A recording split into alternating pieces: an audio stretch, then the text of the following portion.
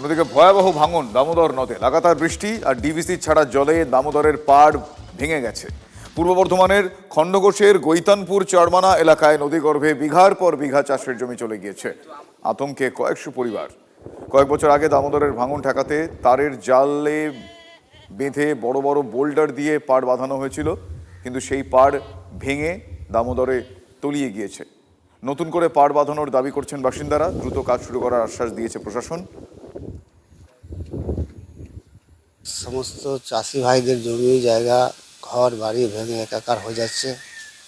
এ থামাবার মতো না, যখনই একটু জল বাড়ছে ব্যাপকভাবে ভাঙছে। আমরা পুরো আতঙ্কের মধ্যে, যারা একবারে নদীর একটু ধারে আছেন খুব আতঙ্কের মধ্যেই, ঘর ছেড়েও মাঝে মাঝে পালাতে হয়। সেচ বিভাগে যারা আছেন ওনারা আসছেন, আমরা ওনাদেরকে বারবারই রিকোয়েস্ট করছি। বিডিও সাহেব এসেছিলেন, উনিও এসে এটা দেখেছেন, কিন্তু আলটিমেট কিছুই হচ্ছে না। ওনারা আশ্বস্ত করেছে যে খুব তাড়াতাড়ি হবে।